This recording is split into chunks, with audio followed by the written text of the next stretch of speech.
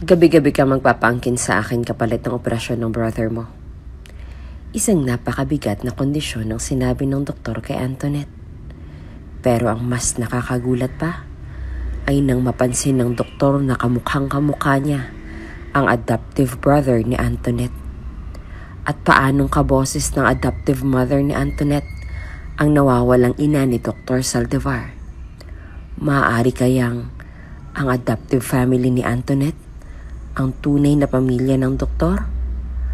Alamin sa ating kwento. Kung bago ka pa lang sa channel na ito, mga kwento ni Ate Jane, istorya mo, ikwento ko, huwag kalimutang pindutin ang notification bell at subscribe button.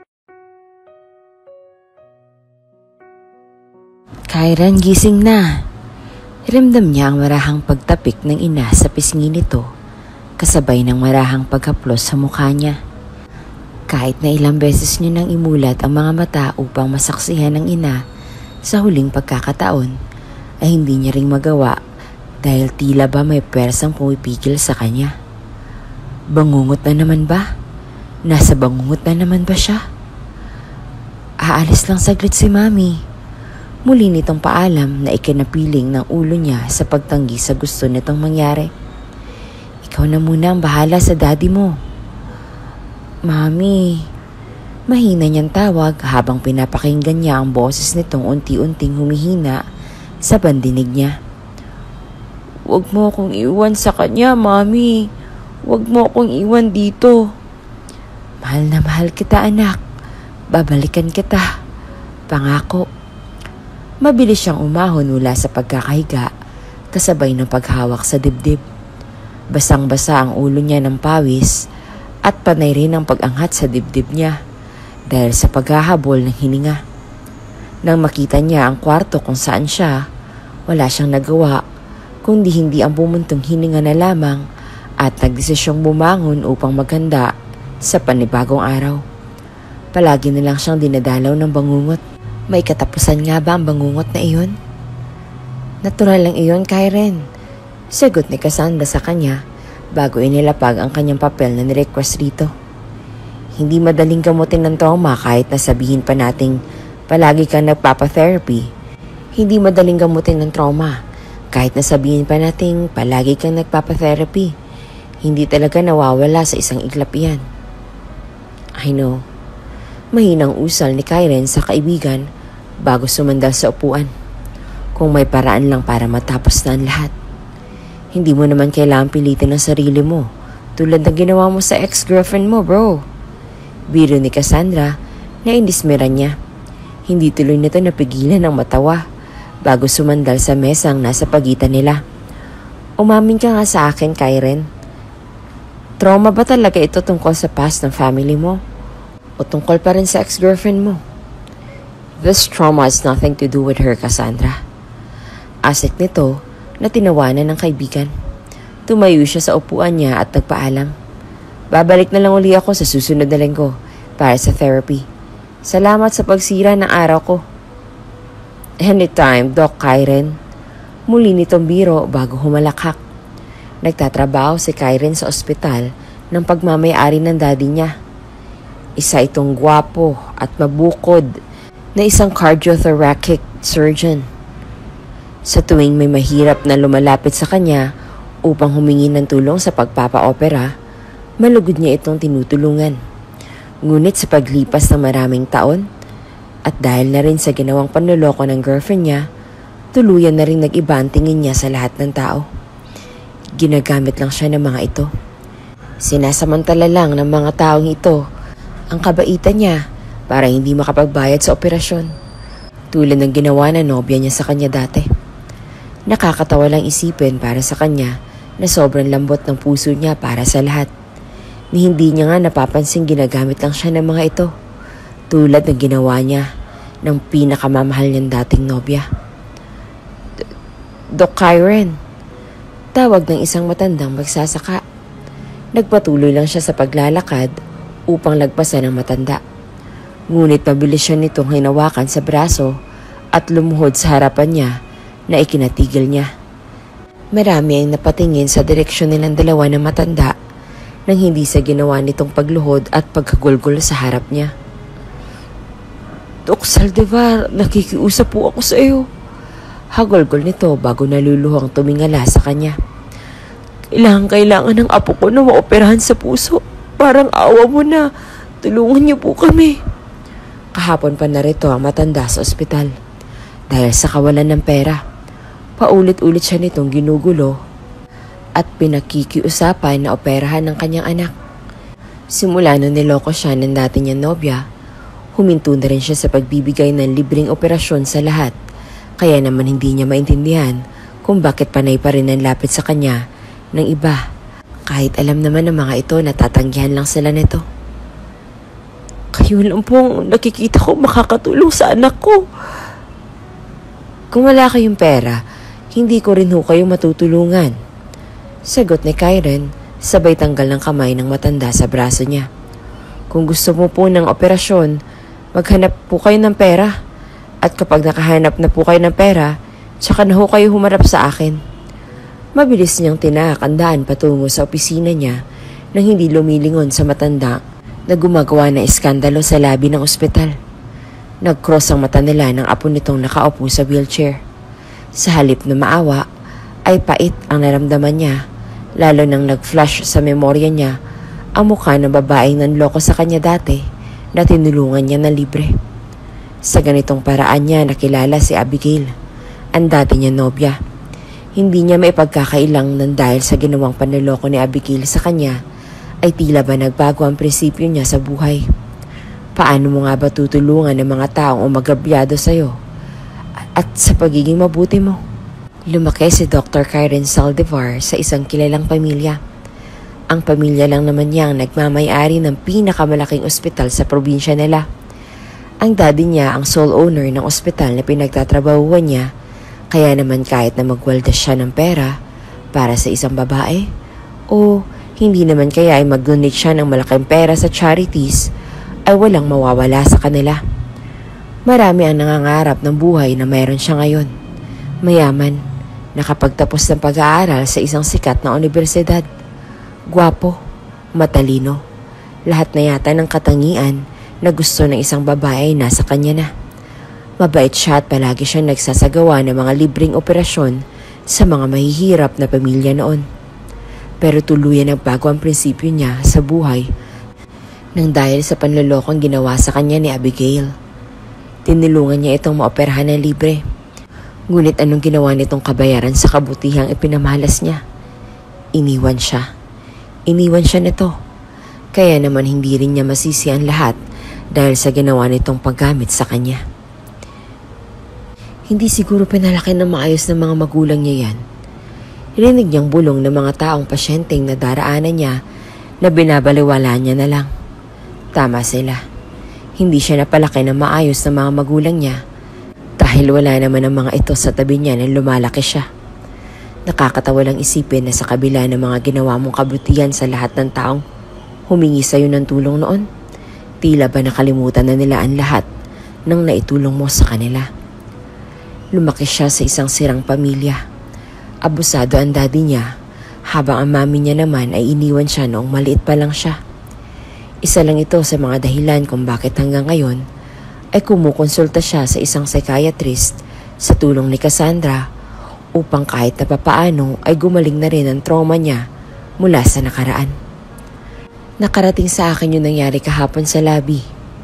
Panimula ng daddy niya na ipinatawag siya nito upang makausap. Itinaboy mo raw ang magsasakang humihingi sa'yo ng tulong para sa operasyon ng apo niya. Ginagamit niya lang ako. Mahina niyang sagot sa ama. Maraan itong tumayo sa upuan niya at napapalakpak sa isinagot ng anak. Walang nagawa si Kyren kung hindi ang itikom ang bibig lalo na tumatawa ito sa isinasagot niya. Yan ang anak ko. Ganyan dapat. Aniya kasabay ng kabi-kabilang puri na hindi tinanggap ni Kyren. Patuloy ka lang ginagamit ng lahat kung ipapakita mo sa kanila na mabuti ang puso mo. Tama yan, Kyren. Ganyan dapat. Maging bato ka. Wala kang dapat sinasanto sa mga yan. Nang matapos ito sa pagpuri sa kanya, ay mabilis niyang tinahak ang daan palabas ng opisina nito. Masama ang loob niya para sa ama, kaya naman kahit na maganda ang gising niya kaninang umaga, hindi niya pa rin maiwasang makaramdam ng galit para sa sarili. Kapuri-puri nga ba ngayon ang pagiging masama? Pakiramdam niya tuloy ngayon ay dumadaloy sa mga ugat niya ang masamang dugo na pagmamay-ari ng daddy niya. Ito na po lahat, sagot ng head nurse sa kanya bago inabot ang reseta ng mga gamot na kailangan niyang bilhin. Nakasulat na dyan lahat, wala sa mga vitamins na kailangan niyang i-take hanggang sa mga tablets na kailangan niyang inumin. Nandyan na, kailangan niya ng mga yan para kahit na hindi pa siya maoperahan, kahit na papaano ay maipanlaban na siya. Saan po kami kukuha ng ganito kalaking halaga ng pera ng gamot niya? Gulat na tanong ni Antoinette, nanginiwaan ng kausap. May iba pa po bang ways para kahit na paano ay mabawasan lahat ng gastusin namin? Nilabas niya ang wallet at kinuha ang lahat na government's ID na alam niya makakatulong sa magiging gastusin nila sa ospital. May mga IDs po ako rito. Ang sabi po nila ay pwede ko raw gamitin ang lahat ng ito kapag may nangangailangan ng operasyon sa amin. Baka ho pwedeng tanggapin niyo na lang lahat ito. Pasensya na ho, ma'am. Hindi na ho kasi tumatanggap ng government IDs ang ospital simula ngayon. Simula po kasi noon na pull out lahat ng beneficiaries ng OCC, hindi na po sila tumatanggap ng mga discounted cards. Wala na ho ba akong pwedeng gawin? Muling tanong ni Antoinette na marahang inilingan ng head nurse. Kahit ano po gagawin ko, ma'am. Pasensya na ho talaga. Sagot nito. Ramdam ni Antoinette ang unti-unting pagbagsak ng mga balikat niya sa dismaya. Pero hindi rin iyon nagtagal nang muling pumasok sa isip niya ang tungkol sa doktor na tumatanggap ng libreng operasyon sa ospital na iyon. Umalis siya sa pagkakaupo bago muling nagtungo sa information desk. Naku ma'am, pasensya na ho talaga. Pwede ko bang malaman yung tungkol sa doktor na tumatanggap ng libreng operasyon? Muli niyang tanong. Bahagyang nakatingin ang mga nurse na nasa information desk bago muling lumingon sa kanya ang nurse na kausap niya magmula pa kanina bago ito umiling sa pakiusap niya. Parang awan niyo na po. Hindi po pwede ma'am. Panis ang ngiti nitong sagot sa dalaga. Hindi na rin ho kasi tumatanggap ng operasyon si Dr. Kyren lalo na kung libre. Hindi na rin ho siya nagbibigay ng libreng operasyon hindi tulad noon. Baka po pwede ko po siyang mapag-usapan? Muling umiling sa kanya ang nurse. May gumawa na po niyan kahapon ma'am. Tulad po ninyo, kailangan din po ng tulong sa operasyon ng apo niya. Unfortunately, inignore lang sila ni Dr. Kyren. Hindi po namin sigurado kung wala lang po talaga sa mood si Dr. Kyren o baka naman ayaw niya na lang talaga. Pero isa lang po ang sigurado ko. Hindi na po talaga tumatanggap ng libreng operasyon ng doktor. Baka po pwede ko na lang pong hingin ng pangalan niya para baka sakali na lang na mapagbigyan ako. Muli niyang pakiusap sa nurse. Parang awa niyo na po. Kailangan ng kapatid ko ang operasyon. Hindi po namin kakayaning mawawala siya sa buhay namin. Mahal na mahal ko po ang kapatid ko. Sige po. Pagtango na lang ng nurse bago sinulat ang pangalan ni Kyren sa papel. Pero hindi ko po maipapangako mapagbibigyan kayo ni Dr. Kyren. Lalo na't kabi-kabila rin po ang schedule na natatanggap niya. Marami pang ipinaliwanag ang nurse na hindi niya nasinagot. Nanatili na lang ang mga mata niya sa pangalan ni Kyren sa papel habang wala sa sarili siyang naglalakad patungo sa opisina nito. Pagbibigyan niya ba siya nito kung magmamakaawa siya? Ang sabi ng nurse kanina ay maitinaboy na raw ito kahapon sa loob ng ospital. Nagkaroon raw ng iskandalo kahapon kaya naman natitiyak nila na sakali mang magmakaawa si Antoinette dito ngayon, baka maulit lang muli ang nangyari kahapon. Kawawa naman sila. Sambit ng nurse sa kausap nito habang pinagmamasdan si Antoinette na naglalakad palayo. Muli siyang lumingon sa kaibigan nang may kunot sa noo. Bakit nga ba hindi na nagsasagawa ng free operation si Dr. Kyren? Gayong hobby niya naman ang tumulong sa pasyente dati. Hindi mo ba nabalitaan? Ang alin? Hiniwalayan daw yan ng nobya niya kaya nagkaganyan. Paliwanag nito na mas lalo niyang ikinakunot ng noo. Ginamit ang magagamit kaya nagkaganyan. Patitiwala sa ibang tao na wala. Grabe naman pala ang ginawa sa kanya. Tumango ang kausap niya bago muling nagsalita. Sinabi mo pa, aniya bago sumanda sa kinatatayuan. Ikaw ba naman ang ipagpalit sa mas mayaman? Hindi ka magagalit? Siyempre magagalit ano? Hindi mo rin masasabi si Doc. Muli nitong paliwanag na tinanguan ng kausap. Hindi alam ng kanyang ex-girlfriend na siya ay anak na may-ari ng ospital. Akala niya'y simpleng doktor lamang iyon doon. Nagmahal lang naman siya. Ang mali niya lang, masyado siyang nagtiwala sa babaeng minahal niya.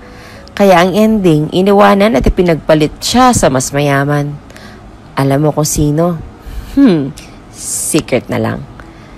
Nagpatuloy lang sa kwentuhan ng magkakaibigan hanggang sa nagpasya silang magpatuloy na lang sa pagtatrabaho na at mas lalo lamang dumating ang dagsa ng mga pasyente ng araw na iyon.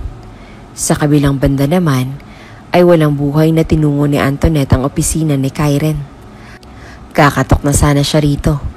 Ngunit halos sabay pa silang naggulat nang binuksan ni Karen ang pinto ng opisina. Nasa baba ang information desk, miss. Walang buhay na sambit ni Karen. Nandito po ako para makiusap sa inyo. Lakas loob niyang sambit na ikinakunot ng kilay ni Karen. Kailangan ko po kasi ang tulong ninyo. Wala ho kayo sa charity, miss. Muling tugon ni Karen na ani mong unti-unti nang napipikon sa presensya ng babaeng nasa harap niya. Bumaba na po kayo doon sa baba at doon na kayo magpa-assist. Kayo ho talaga ang pinunta ko rito, Doc. For what? Reklamo ni Karen. Anong kailangan mo para makaalis na rin ako? Marami pa akong meeting na dadaluhan. Kailangan po mo operahan ng kapatid ko, Doc. Mabilis na gumuhit ang luha sa gilid ng pisngi ni Antoinette. Kaya naman hindi maiwasan ni Karen ang lihim na mapangiti lalo nang makita nito na pinaghalong lungkot at takot sa mga mata ng dalaga nasa harap niya. Wala na ho kaming alam na malalapitan. Magbayad kayo kung gusto niyo maoperahan ng kapatid mo. Sagot nito bago ngumisi at tinalikuran ng babae. Mabilis na hinawakan ni Antoinette si Karen sa kamay na muli nitong ikinalingon. Gulat ang rumihistro sa mukha ni Karen nang mabilis na lumuhod si Antoinette sa harap niya at paulit-ulit na yumuko. Kulang na lang ay sambahin siya ng dalaga nang dahil sa postura nito. Kaya naman hindi niya naiwasang mapatras. Mabuti na lang at walang ganoong pasyente at nurse ang napapadako sa koridor na iyon dahil kung hindi ay baka may kumalat na namang panibagong iskandalo sa pangalan niya at sa pamilya niya. Suportado siya ng ama sa ginagawa niyang ito. Pero hindi niya maipagkakailang naaawa rin siya sa mga taong hikahos sa buhay at walang ibang nagagawa kung hindi ang lumapit sa kanya upang magmakaawa para sa isang operasyon. Anong ginagawa mo dyan? Tanong ni Karen. Tumayo ka dyan. Huwag ka maiskandalo dito sa ospital. Nagmamakawa ako sa'yo. Muling pakiusap ni Antoinette kasabay ng pag-iyak na hindi man lang ikinalambot ng puso ni Karen.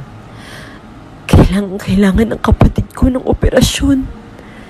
Pinagmasdan ni Karen si Antoinette mula sa pagkakaluhod nito sa harapan niya. Hindi niya rin maipagkakailang may taglay itong kagandahan na natitiyak niya makakakuha sa atensyon ng lahat kung aayusin niya lang ang sarili.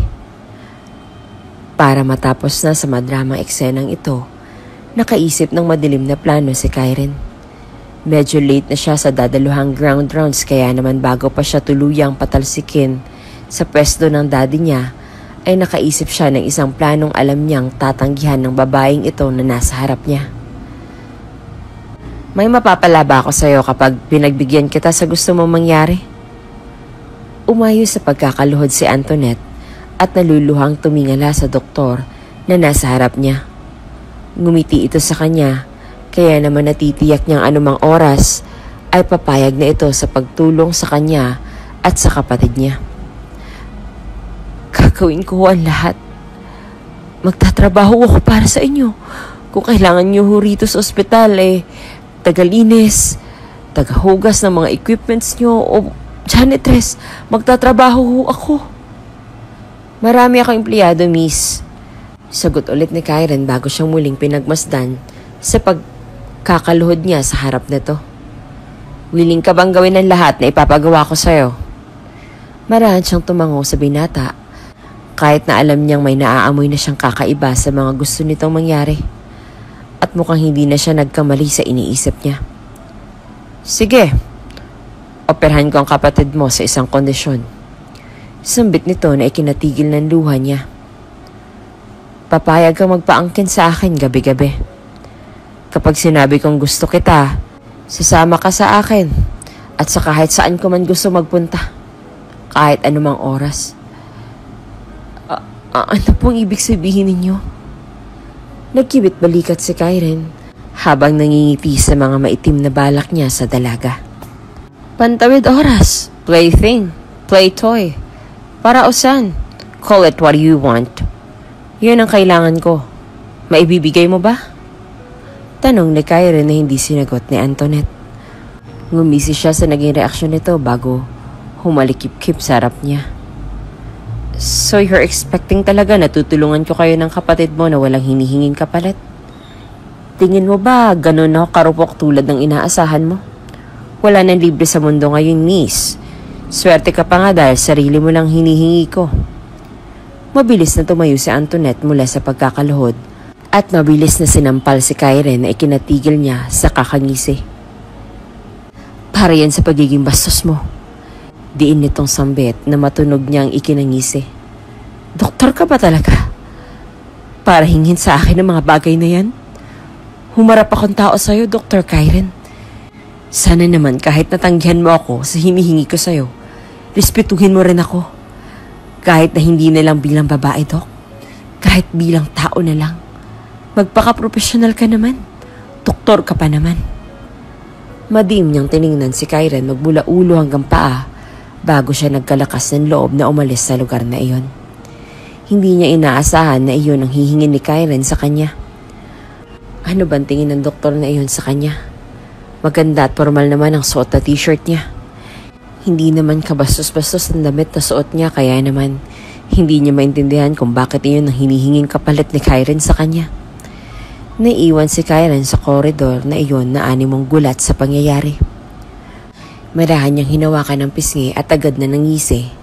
Hindi dahil sa inis, kung hindi dahil sa pinaghalong gulat at tuwa. Hindi niya inaasahan na magagawa siyang sampalin ng babaeng iyon, gayong ito ang may kailangan sa kanya. Ang taas mo, miss. Sambit niya sa sarili bago tatawa-tawang umalis sa lugar na iyon nang may ngiti sa labi. Hindi siya nakapag-focus sa meeting nang dahil sa nangyari. Hindi niya alam kung matatawa ba siya o mapapahiya sa babaeng iyon. Anong karapatan niyang sampalin siya nito gayong siya naman ang kailangan at siyang may kailangan ng tulong niya. Sa kabilang banda, bakit pakiramdam ko ako ang bastos sa kanya? Wala sa sarili niyang bulong na nakakuha sa atensyon ni Cassandra. Anong sinasabi mo, Kyren? May problema ba? Wala. Sagot niya bago huminga ng malalim at sumandal sa kinauupaan. May naalala lang ako. Si Abigail ba yan? Agad na umarko ang kilay niya nang dahil sa itinanong ng kaibigan. Natawa naman si Cassandra sa reaksyon niya na nakita si Kyren. Kaya naman wala siyang nagawa kung hindi ang umismid na lang sa lahat ng mga panloloko nito sa kanya. Malapit si Kyren kay Cassandra. Kasama niya ito sa med school at magkababata rin sila. Kaya hindi naman ito mapagsidla ng closest ng dalawang ito sa tuwing magkakasama. Lahat ng sikretong meron si Cassandra ay alam ni Kyren.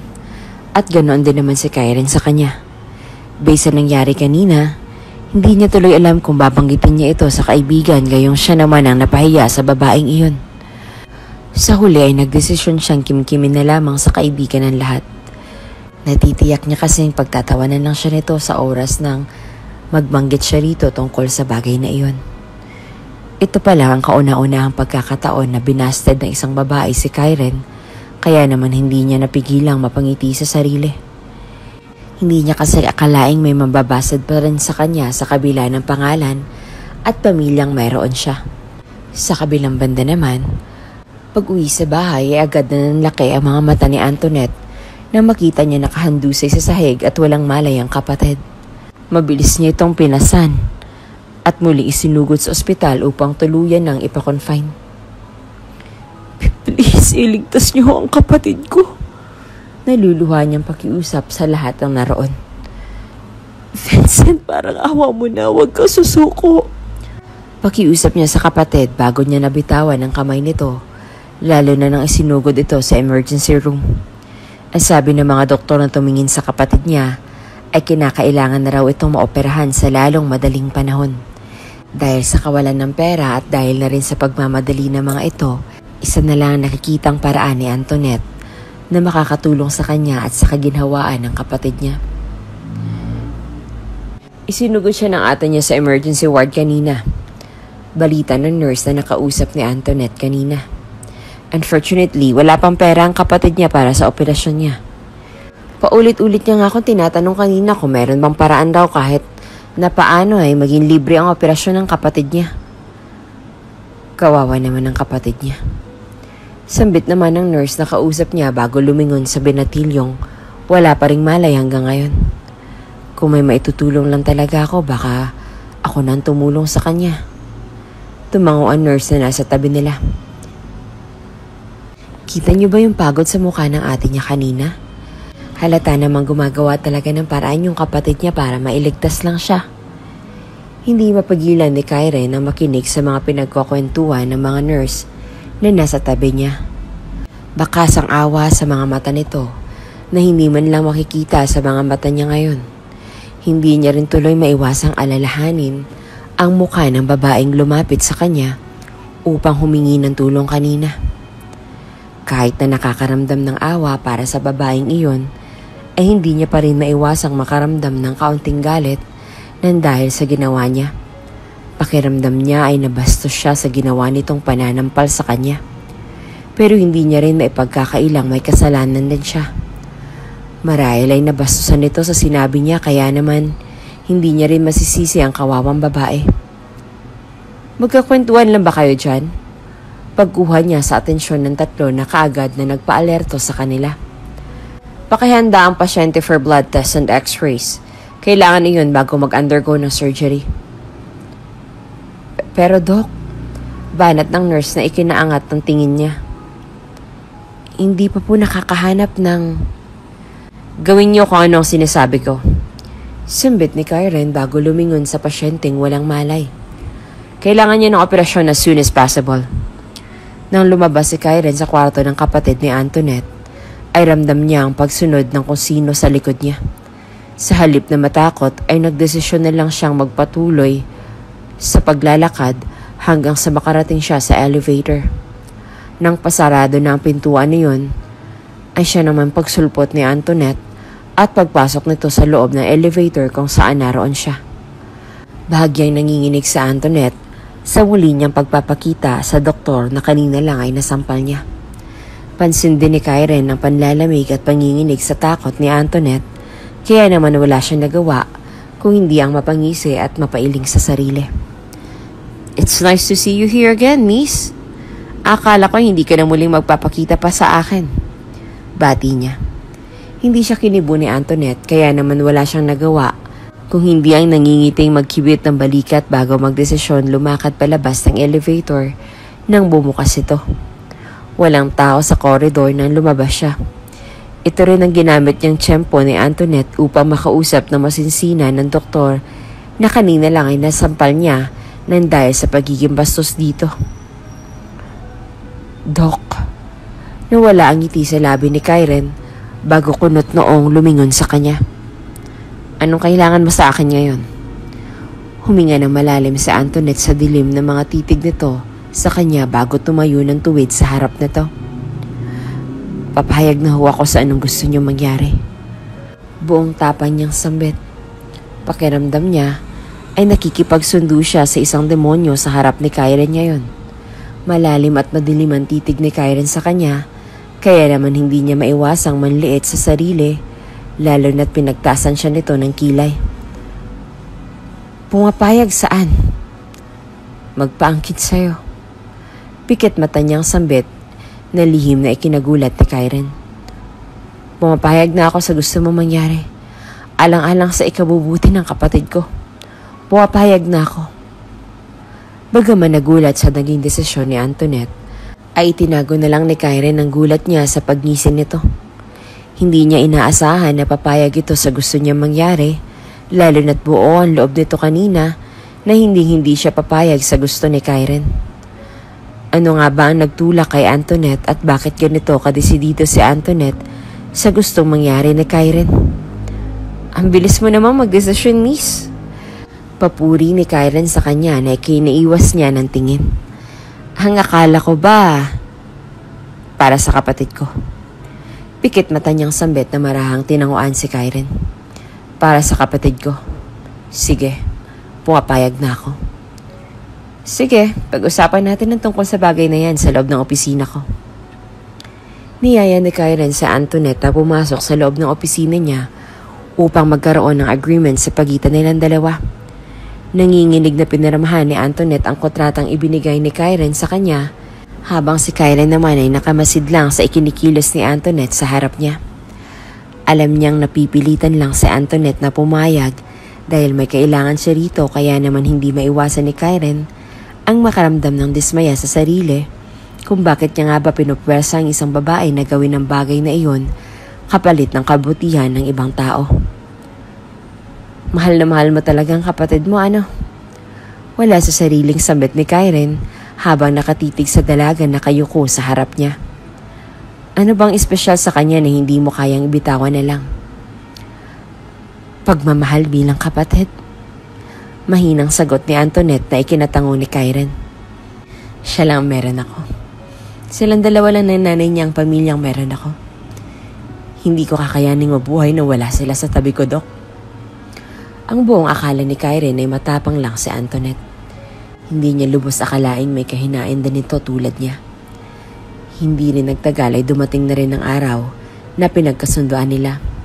Ang buong akala ni Karen ay aatras si Antoinette sa napagkasunduan nila, pero nang makita niyang desidido ito sa naging desisyon niya, wala na siyang nagawa kung hindi ang manatili na lang at pagmasdan ng reaksyon na tahimik na dalaga sa tabi niya.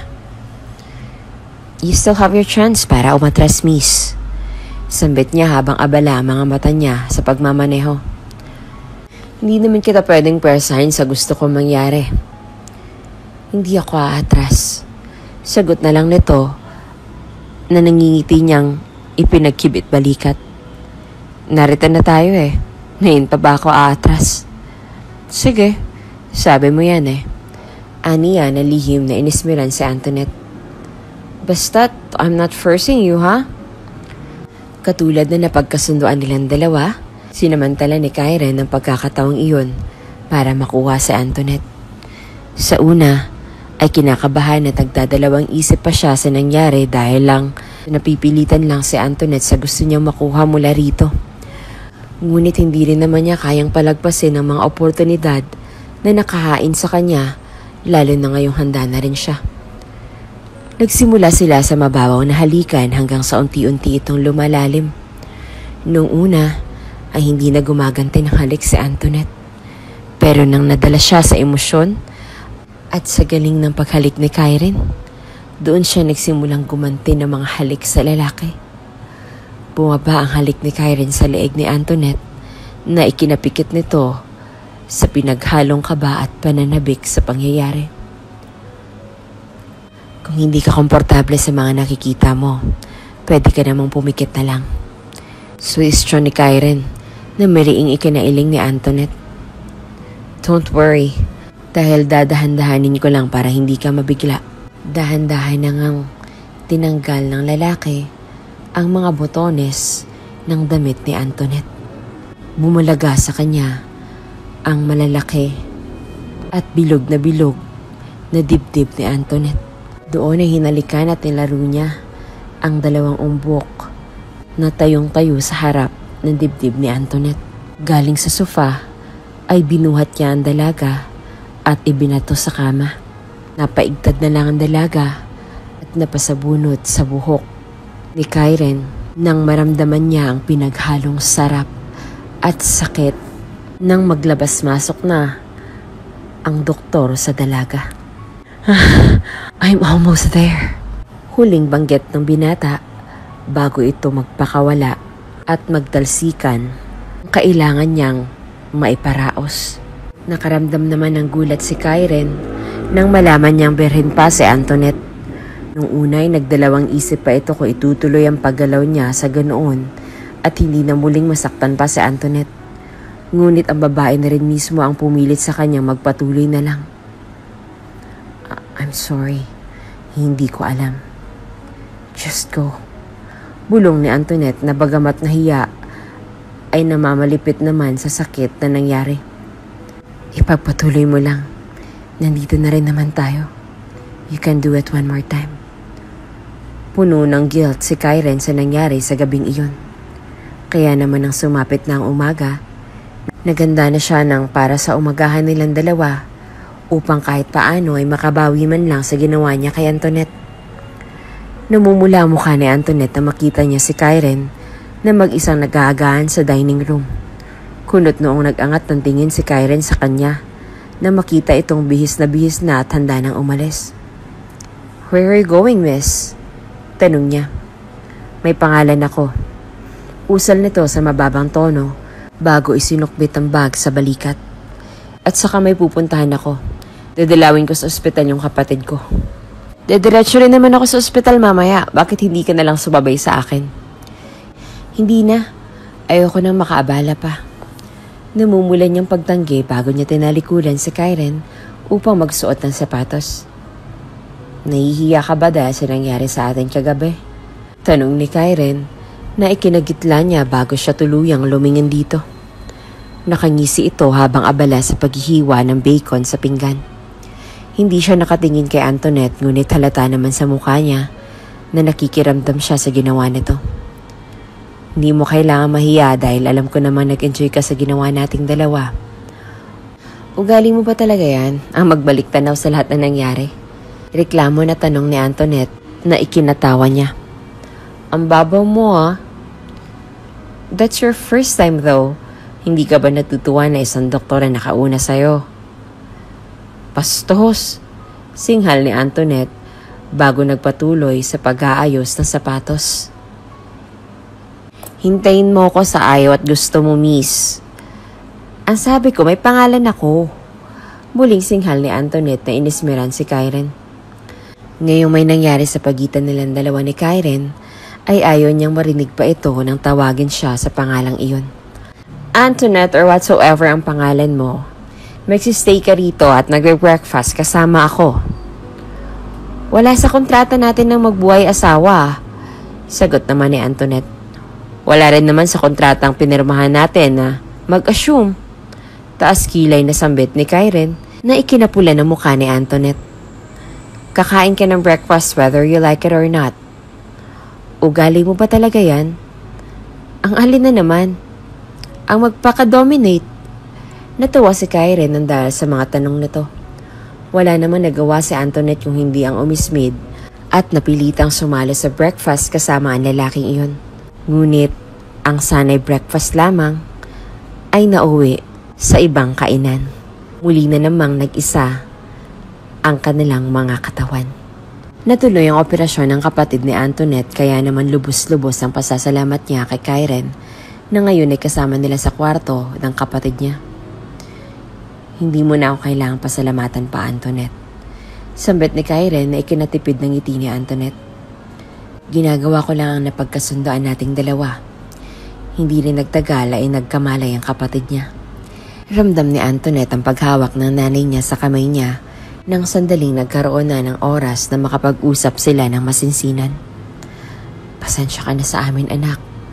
Mahina itong sambit na kahit na naluluha ay kitang-kita pa rin sa mukha ang tuwa sa naging operasyon. Kahit na hindi mo naman kami responsibilidad, gumawa ka pa rin ng paraan para matulungan kami ng kapatid mo, anak. Hindi ako nagkamali na kupkupin ka nung bata ka. Maraming salamat dahil nandyan ka parate para sa amin, Antoinette. Alam mo namang hindi ko kakayaning mawala sa akin ng anak ko. Marahang hinawakan ni Antoinette ang kamay ng ina at matamis na ngumiti rito. Gagawin ko ang lahat na magagawa para sa inyo, Nay. Ngiting sambit niya. Ilang minuto pa silang nanahimik sa posisyong iyon bagong muling nagtanong ang nanay niya. Saan ka nga kumuha ng pagpa-opera sa kapatid mo, Antoinette? Bahagya siya natigilan sa tanong ng ina. Pero hindi kalaunan ay ngumiti na lang siya rito at nagkibit balikat. Alam niyang madidismaya ang nanay niya sa oras na ibahagi nito ang tungkol sa pagbibenta ng sarili niya sa doktor na umopera sa anak niya. Kaya naman sa abot na makakaya ni Antoinette ay sinikap niyang gawin ang lahat upang ilihim sa mag-ina ang nangyari sa kanya. Gabi-gabi ay palagi silang nakikita ni Karen sa condo unit nito upang doon gawin ang kung ano man na napagkasunduan ng dalawa. Hindi may pagkakaila ni Antoinette na bagamat nahihiya pa siya nung una, ay unti-unti na rin niyang natanggap ang lahat at nasanay na rin sa daily routine ng surgeon ng kapatid niya. Maging si Karen ay hindi niya rin maipagkakailang mas lalo lamang siyang nagiging komportable sa presensya ni Antoinette, lalo na sa tuwing magigising siya sa umaga at nasa tabi pa rin siya ng babae. No strings attached, ika nga ng iba. Masusunod nga ba nila kung ano ang mapagkakasunduan nilang dalawa? Lalo na't ngayon unti-unti na rin nahuhulog si Karen sa kanya sa paglipas ng ilang buwang pagkakakilala sa dalaga. Pasensya na kung pwinarasa kitang gawin ito. Mahinang sambit ni Karen. Kapwa pagod ang dalawa mula sa nangyari kanina. Nakasandal sa headboard ng kama si Karen, habang si Antoinette naman ay komportable nakaunan sa matipunong bisig ng binata. Nakabalot sila ng comforter habang mariing nagyayakap sa isa't isa na para bang mag-asawa. Huwag ka na humingi ng tawad. Mahinang sagot ng dalaga na mas lalong ikinahigpit ng yakap ni Karen sa kanya. Ginusto ko rin naman mangyari ito. Alam mo namang gagawin ko ang lahat para sa ikabubuti ng kapatid ko. Muli silang natahimik bago siya muling nagsalita nang may maalala. Hanggang kailan tayo magiging ganito, Karen? Hindi sumagot ang binata dahil maging siya naman ay walang alam sa kung paano nga ba niya mapapakawala ng dalaga sa bihag niya. Aminin man niya o hindi, ayaw niya nang matapos ang kasunduang ito. Wala sa loob niyang pakawalan ng dalaga. Ngunit ayaw niya namang iparamdam dito na habang buhay niya itong bihag sa kanyang kamay. Bihag niya sa gabi si Antoinette, pero may sarili rin naman itong buhay sa umaga. Gusto mo bang, aniya, dahilan upang tumingala si Antoinette sa kanya? Ano yun, Karen? Umiling siya at pinili na lamang na inilihim ang tunay niyang nararamdaman para rito. Paano kung walang nararamdaman sa kanya ang dalaga? Paano kung wala siyang choice kung hindi ang ibigay sa kanya ang lahat ng gusto niya? Paano kung ginagawa lang nito ang trabaho niya? Walang kamalay-malay si Karen na tulad niya ay may nararamdaman na rin si Antoinette sa kanya. Palagi itong nakakaramdam ng mga selos sa tuwing makikita niya si Karen na may kausap na nurse o hindi naman kaya ay may pasyente. Ayaw niya namang magsabi kay Karen na nagsiselos siya dahil ayaw niya namang mapahiya rito. Ayaw niya ring mag-assume. Kung ano man ang napagkasunduan nilang dalawa, hanggang doon na lamang iyon. Hindi siya pwedeng lumagpas sa linyang nasa kontrata tulad ng gustong mangyari na Karen noon. Labas si Antoinette sa problemang pamilya na mayroon sila. At labas rin naman si Karen sa buhay na mayroon si Antoinette. Namiss kita, Antoinette! Sigaw ni Jacob na magkita sila ni Antoinette sa loob ng ospital. Kasama ni Antoinette si Vincent para sa monthly check-up nito. Isa si Jacob sa mga kababata ng magkapatid kaya naman Agad na gumuhit ang ngiti sa labi ni Antoinette nang makita sila nito na naghihintay sa pagbukas ng elevator. "Kamusta ang sugat mo, Vincent?" Nakangiti nitong baling sa kapatid niya bago umakbay kay Antoinette. "Pwede na bang uminom?" Siniko siya ni Antoinette sa tagiliran na ikinatawa nito. "Huwag mo subukan, Jacob, kung mahal mo pa yung buhay mo." "Nagbibiro lang ako, Toinette. Masyado ka namang pikon. Hindi naman ikaw ang binibiro ko ah. Gusto mo ba talaga masaktan?" Pabirong asik ni Antoinette na tinatawanan nila.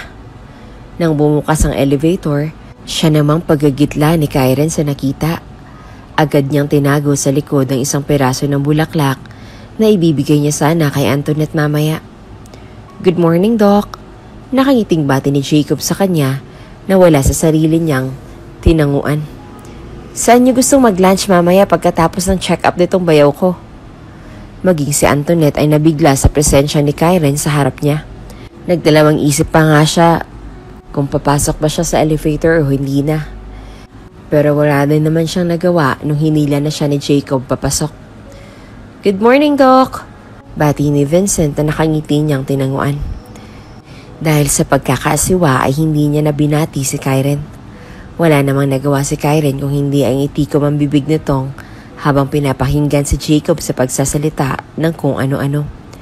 Panay ang pagbibiro nito sa dalawa, ngunit si Vincent lang ang tumatawa sa mga biro niya. "Hayaan mo na, kapag ikinasal na kami ng ate mo, dadalhin ko na rin kayong dalawa ni tita sa Bahrain." Pangako pa ni Jacob sa kanya bago sila nauna sa paglabas sa elevator. Niiwan si Kyren at si Antoinette sa loob na parehong naaasiwa at nag-aalinlangan kung mapapansinin ba nila ang isa't isa o ano. "May boyfriend ka pala?" Si Kyren na naglakas ng loob na basagin ang katahimikan sa loob. "Hindi ko naman alam na may boyfriend ka. Wala sa kasunduan nating dalawa na makialam sa buhay ko sa labas." Sagot naman ni Antoinette na hindi bumuyanta kay Kyren. "Mauna na ako. Magkita na lang tayo mamayang gabi." Pinagmasdan ni Kyren sa Antoinette na lumakad palabas ng elevator habang siya naman ay naiwan sa loob habang mariin ang hawak sa bulaklak na dala niya. "Para saan pa ito?" Singal niya sa sarili bago siya natawa at tuluyang pinilas ang bulaklak na para sa kanya. Marahang hinawakan ni Antoinette ang dibdib niya nang dahil sa lakas ng kabog nito bago sumugod kay Jacob at marahas na pinalis ang tagiliran nito nang dahil sa labis na panggigigil. "Hayop ka talagang lalaki ka!" Reklamo ni Antoinette na ikinakalas ng tawa ni Jacob at ni Vincent. "Ano na naman ang ginawa ko?" Patuloy lang si Jacob sa pag-iwas sa mga pangungurot ng kaibigan habang si Antoinette naman ay patuloy sa paghabol rito. "Nasasaktan na ako, Antoinette! Talagang makakatikim ka sa akin at dahil sa ginawa mo." Muli nitong asik hanggang sa nagkahabulan sila sa gitna mismo ng koridor. May dilim sa mga mata ni Kyren nang makita siya ni Antoinette na nakahiga at nakasandal sa headboard ng kama. Hanggang ngayon ay nakasuot pa rin ito ng roba. Alam niyang kahit na hindi magsalita si Kyren, halata sa itsura at sa malalim nitong mga mata ang galit mula sa nalaman kanina. Pabuntong hininga siyang nagtungo sa kama at mabagal na naghubad ng coat. Na ikinalingon ni Kyren sa kanya. "Baka pwede nating bilisan na lang ngayong gabi." Aniya sa mababang tono na nagpakunot sa noon ni Kyren. "May lakad kasi kami ngayong Yan lang ba talagang habol mo kaya nandito ka ngayon?" Agad na huminto sa paghuhubad ng coat si Antoinette nang marinig niya ang sinabi nito. Taas kilay siyang bumaling dito na ikinaiwas ng tingin ni Kyren pero naroon pa rin ang galit sa mga mata niya. "Ano bang sinasabi mo, Kyren? May boyfriend ka?" Muli niyang pagbabalik tanaw sa nalaman kanina. Buong tapang siyang lumingon sa babae at umahon mula sa kama upang harapin si Antoinette. "Ba't hindi mo sinabi sa akin noong una pa lang na may boyfriend ka?" "Ba't ko naman kailangan sasabihin sa'yo ang lahat?" Tanong ni Antoinette na mas lalo nagpasibi sa galit ni Kyren. "Nakasaad naman sa kontrata na wala tayong pakialam sa buhay ng isa't isa sa labas." Walang mawawala sa'yo kung magsasabi ka sa akin ng totoo. Sana nung una pa lang sinabi mo na sa akin na mayroon palang nagmamay-ari sa'yo. Ba't ka ba nagkakaganyan, Karen? Okay naman tayo kaninang umaga nung naghiwalay tayo Hindi tayo okay at hindi na tayo magiging okay pa. Pagtaas ng boses ni Karen na mas lalong ikinabahala ni Antoinette. You cheated on him, Antoinette. Hindi ka ba nakokonsensya sa ginawa mo? Ang akala ko ba wala kang sabit? Pero pareho lang pala kayo ng ex-girlfriend ko. Mga manloloko kayo. Mabilis siyang tinalikuran ni Karen at dumiretso sa living room upang doon magpalipas ng galit. Nang dahil sa gulat, ay hindi na siya agad nakarecover.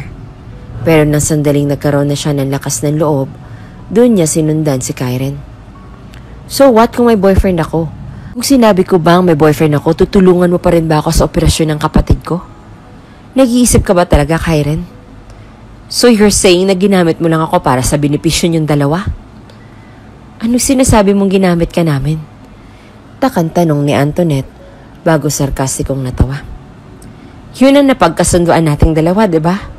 Napapayag ako magpagamit sa'yo tuwing gabi bilang kabayaran ng pagpapa-opera ng kapatid ko.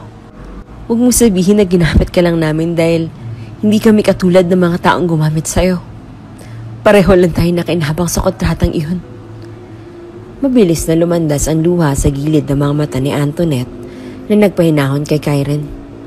Tila ba ang luhang iyon na naging dahilan kung bakit tuluyang nawala ang galit niya para sa dalaga. Sarili ko lang binigay ko sa'yo bilang kabayaran sa kaligtasan ng kapatid ko, Karen. Sarili ko lang naman. Aniya, habang nakaduro sa dibdib niya. Kung yun lang din naman ang tingin mo sa akin, din sa tingin ko, tapusin na lang natin kung anong meron tayong dalawa. Tumalikod si Antoinette at naglakad palayo sa kanya.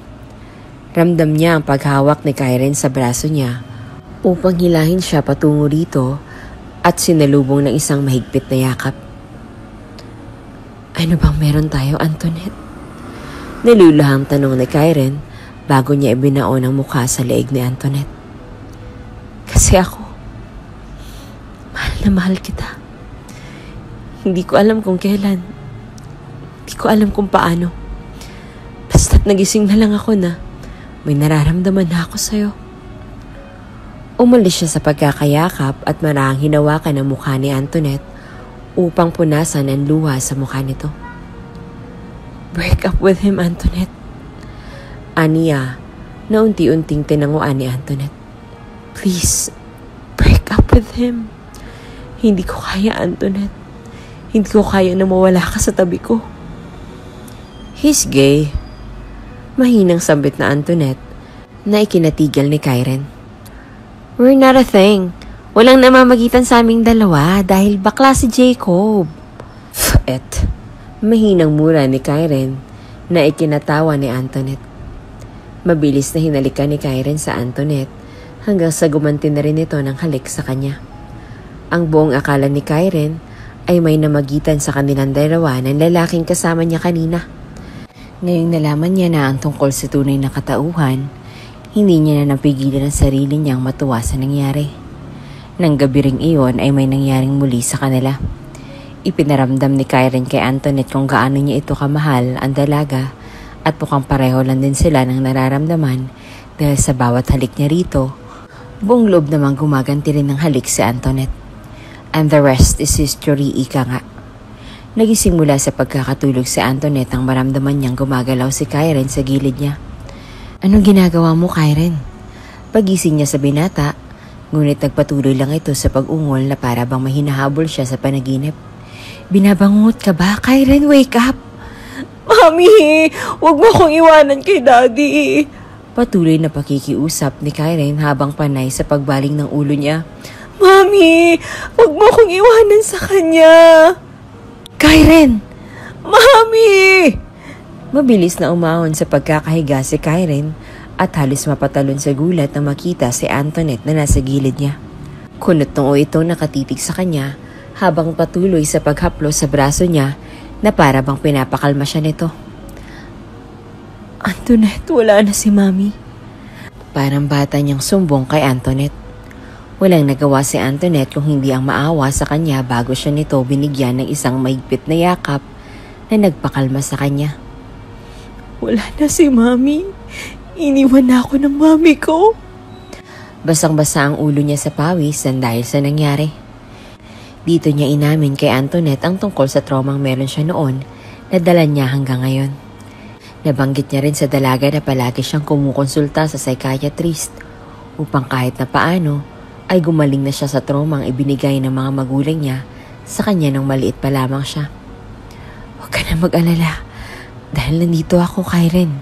Hindi kita iiwanan tulad ng ginawa nila sa'yo. Pagpapatahan ni Antoinette sa kanya. Malaki ang pasasalamat ni Karen dahil naroon si Antoinette para lang tulungan siya. Maging sa mga appointment niya kay Cassandra ay palagi siyang naroon kaya naman hindi napigilan ni Cassandra ang mangwestiyon nang magkaroon siya ng oras na masolo ang kaibigan. Girlfriend mo. Nakangiting umiling si Karen nang iniwian si Cassandra. Ayos din trip mo yan, no? Singhal pa nito na tinawanan niya. Move on ka na ba talaga kaya gumagamit ka ng ibang tao? I'm not using her, Cassandra. Totoo na mahal ko siya. Pero wala kayong relasyon. Tanong nito bago tuluyang ibinaling ang atensyon sa kaibigan. Paano mo nasabing mahal mo ang isang tao kung wala kayong relasyon? At, really? Mahal mo siya? Sigurado ka ba talaga sa kanya? Hindi sumagot si Karen kaya naman walang nagawa si Cassandra kung hindi ang bumuntong hininga at lumapit sa kaibigan. Hindi naman sa pinagbabawalan kita, Karen, ha? Pero kasi, hindi ba tiya gagaling mo lang sa failed relationship? Nakamove on ka na ba talaga or ginagamit mo lang ang babaeng yan para maging rebound? Totoo na ginamit niya lang si Antoinette para makalimutan niyan tungkol sa pangangaliwa ni Abigail. Pero sa tuwing lumilipas ang panahon na magkasama silang dalawa, mas lalo lamang niyang napatunayan sa sarili na unti-unti na siyang nahulog dito. Ginamit? Pareho lang naman silang nagagamitan noong una. Pero ngayong mutual na ang nararamdaman nila sa isa't isa, alam niya sa sarili niya na sigurado na siya rito. I'm not that kind of man, Cassandra. Aniya na ikinabuntong hininga ng kaibigan. At isa pa, may isang taon na rin nakalipas, nakamove on na ako at lahat-lahat. Ikaw, naroon ka pa rin sa face na niloloko ako. Nakalimutan ko na yung pangalan niya, pero ikaw itong palaging nagpapaalala sa kanya ng lahat. Parte yun na therapy natin, Doc Karen. Sambit ni Cassandra na ikinanguso niya. Siyempre, aminin ko man o sa hindi, nasaktan ako sa nalaman ko na niloko ka ng babaeng iyon. At ayoko na muling mangyari iyon, Karen. Nasasaktan ako kapag nakikita ko nasasaktan ka dahil kaibigan kita. Ngumiti si Karen sa kanya na inismeran siya. Ngayon nakikita kitang masaya kasama ang bago mong babae. May pangalan siya. Dagdag ni Karen bago nangiti nang muling maalala ang galit na mukha ni Antoinette sa tuwing tawagin niya ito kung anong-anong pangalan. Antoinette ang pangalan niya. Who cares? Biro ni Cassandra bago muling sinundan ng paliwanag kanina. Ngayon nakikita kitang masaya kasama ng bago mong babae na si Antoinette. Then I think tapos na tayo sa face na niloko ka ni Abigail. Ang sabi ko, nagbibiro lang ako, okay? Reklamo nito at ikinatawa nilang dalawa. Akala ko ba nakamove on ka na talaga? Nagpatuloy sila sa kwentuhan hanggang sa napasya silang bumalik na rin sa kanilang trabaho. Muling nakita ni Karen sa loob ng ospital si Antoinette kasama si Jacob kaya naman hindi niya maiwasang mapanguso lalo nang makita niya ang dalawang nag-uusap habang nakatingin sa direksyon niya. Ba't hindi ka kaya sumama sa akin next week para sa isang simpleng salo-salo ng pamilya ko? Anyaya ni Antoinette sa kanya na makita sila para sa isang dinner. Para maramdaman mo rin naman ang motherly love na hinahanap-mahanap mo, Karen. Don't worry, dahil mabait ang adoptive mother ko. Siya ang nag-alaga sa akin before, so... You're adopted, Antoinette? Tanong ni Karen na nakangiti niyang tinanguan. What about your brother? Yung lalaking inoperahan ko sa puso. Anak siya ng adoptive mother ko. Adoptive brother ko siya. Sagot niya na ikinatahimik ni Karen. Nang dahil sa naging reaksyon nito ay hindi maiwasang matawa ni Antoinette. Huwag ka mag-alala, Karen, dahil mabuti silang mga tao. Nagawa mong ibenta ang sarili mo para lang sa adoptive brother mo. Worth it naman ang lahat ng sakripisyo ko para sa kanila, di ba? Tanong ni Antoinette bago kinuha ang kamay ni Karen at nahigpit itong hinawakan. Kung hindi dahil sa kanila, hindi kita makikilala, Karen. Kinabukasan ay maaga silang nag-ayos upang bumisita sa mga magulang ni Antoinette. Hindi mo sinabi agad, anak. Hindi tuloy ako nakapaghanda. Sambit ng nanay niya sa kabilang linya na tinawanan lang sa Antoinette. Sige, ibababa ko na tong tawag at makapagluto ako ng biko. See you, Nay. I love you. I love you, Antoinette. Nag-ready ka na ba? Tanong ni Antoinette na makita niya si Karen na nakaupo sa kama habang wala sa sariling nakatitig sa pendant ng bracelet na suot niya. Hey. Naghanda na. Sagot nito bago muling lumingon sa pendant ng bracelet na sinuot ni Antoinette. Saan mo nabili ang bracelet na yan? Ito. Nakangiting tanong ni Antoinette bago ngumiti sa kanya. Bigay sa akin to ng adoptive mother ko when I was a kid. Pamilyar kay Karen ang pendant na iyon dahil kamukhang-kamukha nito ang pendant ng kwintas na huling suot ng mami niya bago siya nito iniwan noon. Hindi niya na binanggit pa ito kay Antoinette at sa halip na paghintayin pa ang dalaga ay nagdesisyon na lang siyang magmadali sa pag-ayos. Barong-barong lang ang bahay ng pamilya ni Antoinette. Ito ang kauna-unahang pagkakataon ni Karen na makapasok sa ganitong klaseng lugar kaya naman hindi niya maiwasang makaramdam ng awa para kay Antoinette sa pamilya niya. Pasensya ka na sa bahay namin. Sambit ni Antoinette nang makita nito ang reaksyon ng binata kasama niya.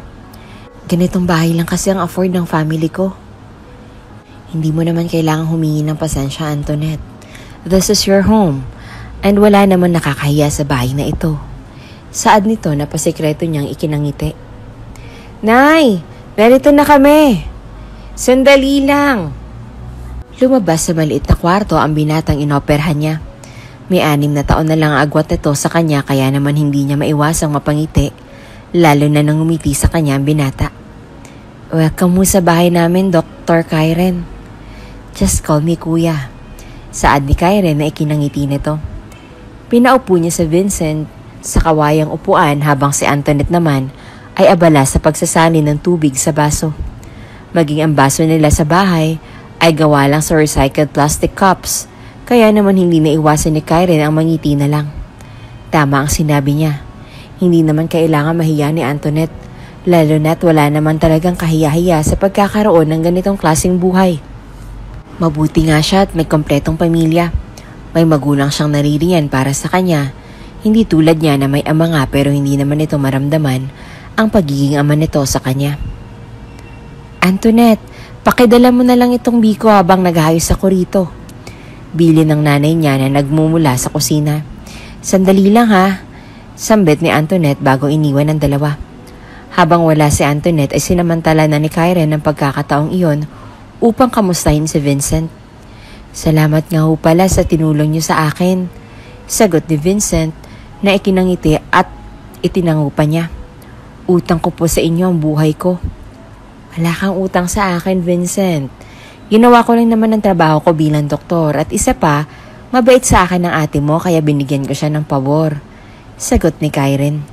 Mapaglarong ngumiti at nagtaas ng kilay si Vincent sa kanya bago muling nagsalita. Siguro nanliligaw ka sa ate ko, ano? Sa halip na sumagot si Karen ay ngumiti na lang siya sa hinuha ng kapatid ni Antoinette. Lumabas si Antoinette mula sa kusina at inilapag sa harap niya ang isang biko na nakakorting puso. Gumuhit sa puso ni Karen ang sakit na napako ang titig niya sa bikong inihanda ng nanay ni Antoinette. Magmula sa hugis nito, sa amoy, parehong-pareho ng biko na iniluluto ng mami niya sa kanya noon. Mami, bulong niya sa sarili kasabay ng pagingilid ng luha. Specialty ng nanay ang bikong iyan. Ang sabi niya, iyan daw ang palagi niya. Patuloy lang sa pagpapaliwanag si Antoinette tungkol sa luto ng nanay niya na hindi na nagawang sundan ni Karen, lalo nang marinig nito ang pamilya na tinig na iyon na nanggagaling sa kusina. Ikaw yung doktor na nag-opera sa anak ko? panimula galing sa boses na pamilya ng babaeng iyon bago naglakad patungo sa sala kung nasaan sila.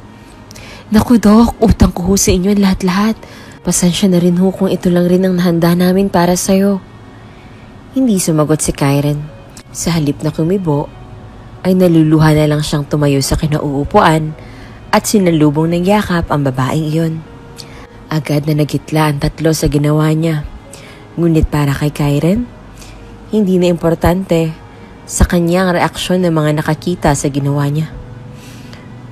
Mami, ako to si Babo. Naiiyak niyo sa bet na ikinagulat ng nanay ni Antoinette.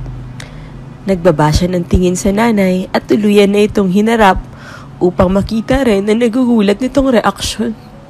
Mami, ako to si Babo. Si Karen, Mami. Karen Saldifar. Ikaw ba yan, Babo?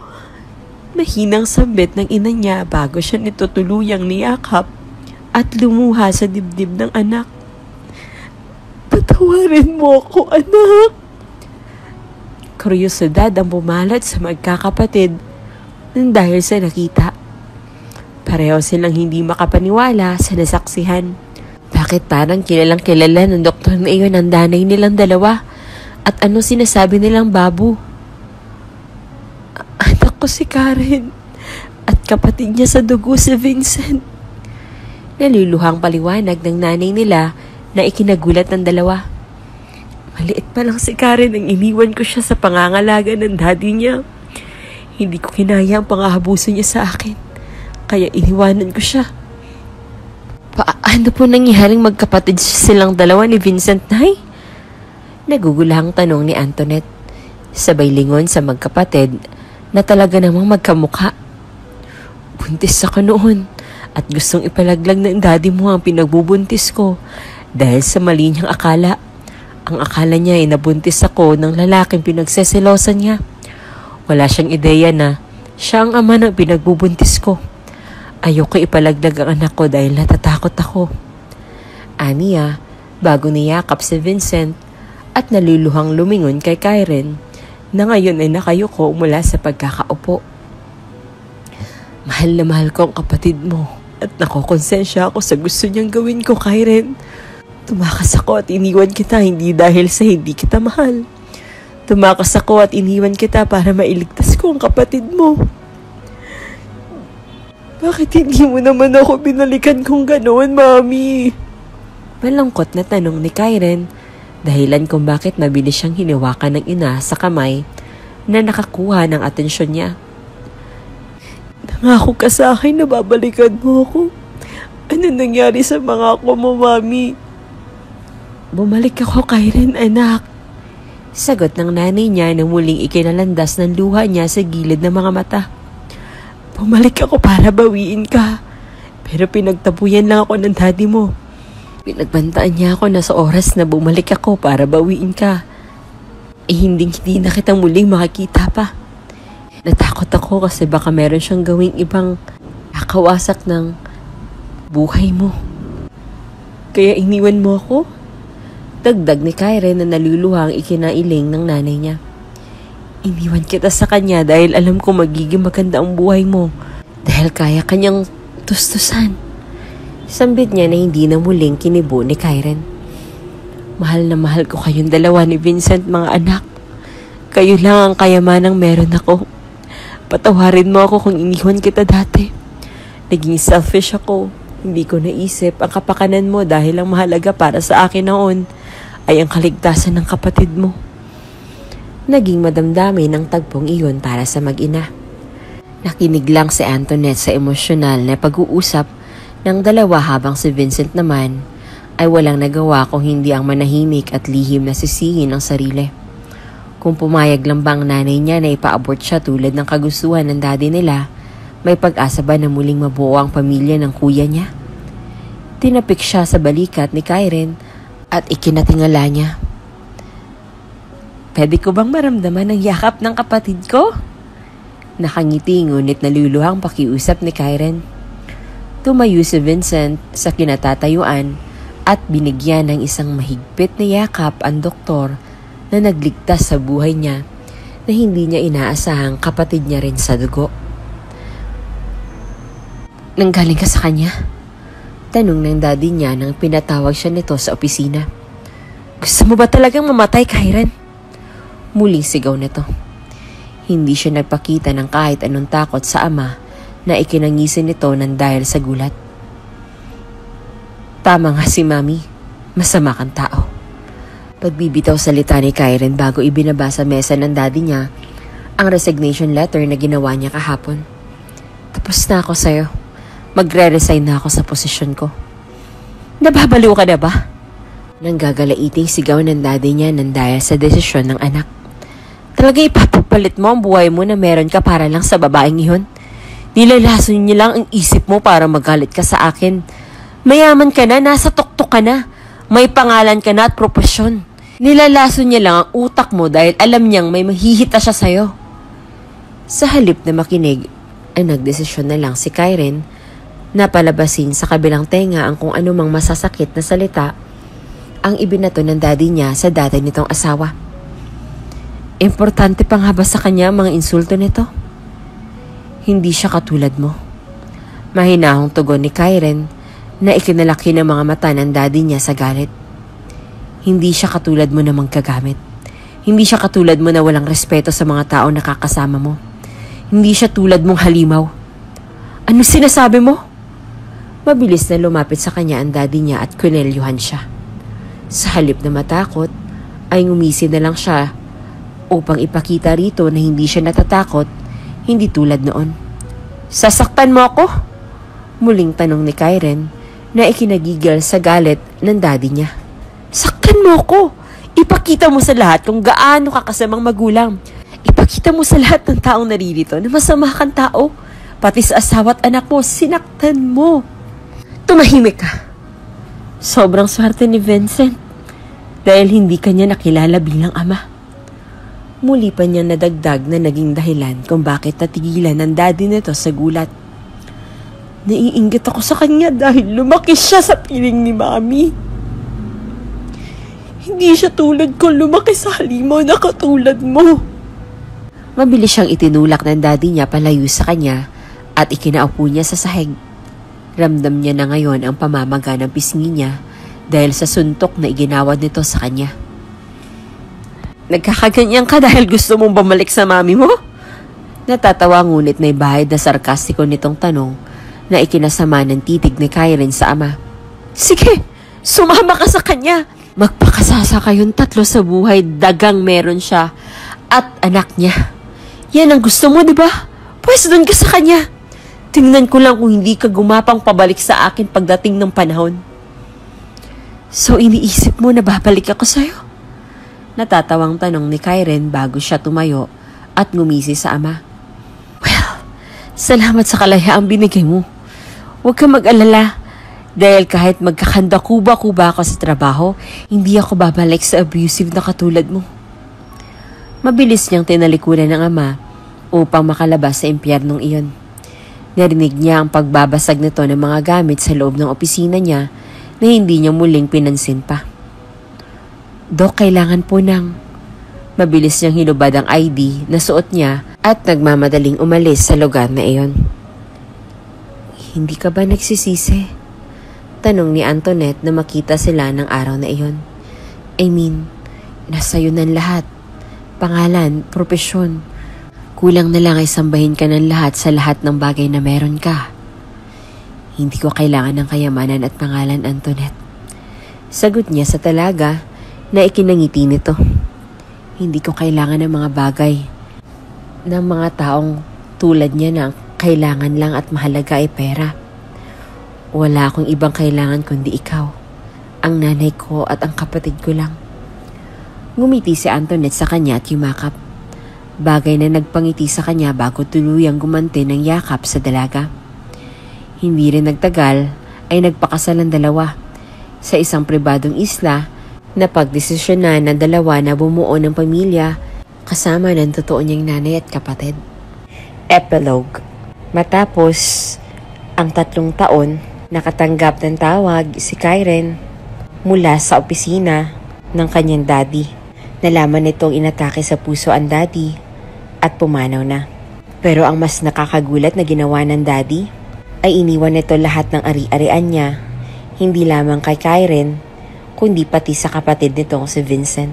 Nag-iwan nito ng liham na nanghihingi ng patawad sa kanilang mag-ina. Ngunit dahil sa pride, hindi niya kayang harapin ang pagkakamali at ang ginawa sa mga mag-ina niya.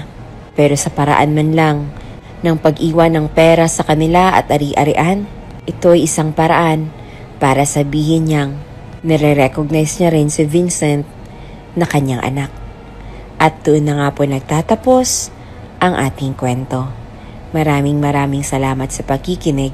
Sa buhay ng tao, minsan hindi natin alam na ang mga sakribisyong ginagawa natin ay magiging tulay para mapabuti ang ibang tao. Kagaya na lamang na ginawa ni Antoinette. Kung hindi niya pinaangkin ang sarili niya sa doktor, malamang ay hindi nagkaroon ng koneksyong muli si Karen sa totoo niyang pamilya. Paalam! Kung bago ka pa lang sa channel na ito, mga kwento ni Ate Jane, istorya mo, ikwento ko, huwag kalimutang pindutin ang notification bell at subscribe button.